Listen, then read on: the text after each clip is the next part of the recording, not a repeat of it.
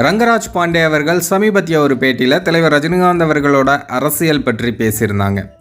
அதில் சாருஹாசன் சொன்ன ஒரு விஷயத்தை மேற்கோள் காட்டி பேசினாங்க. சாருஹாசன் கமல்ஹாசன் அவர்களுடைய அண்ணன்.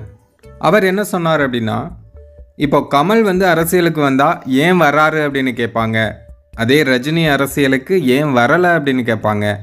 இதுதான் ரெண்டு பேருக்கும் உள்ள வித்தியாசம் அப்படின்னு சாருஹாசன் சொல்லியிருப்பார்.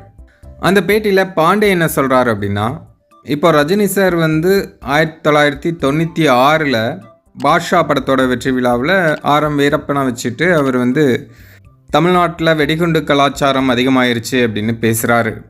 அதுவும் ஜெயலலிதா அவர்கள் பீக்கில் இருந்த சமயம்.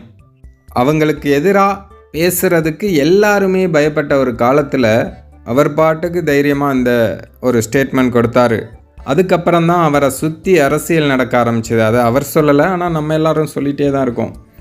அவர் வாழ்க்கையில் ஒரே ஒரு முறை தான் அரசியலுக்கு வரேன் அப்படின்னு சொன்னார். ஒரே ஒரு முறை வரலன்னு சொல்லிட்டாரு, முடிஞ்சு போச்சு. ஆனால் 96 நம்ம தான் அவர் வராரு வராரு வராரு அப்படின்னு சொல்லிட்டு கடைசியில் இப்போ நம்ம தான் அவர் பல்ட்டி அடிச்சிட்டாரு அப்படின்னு சொல்கிறோம்.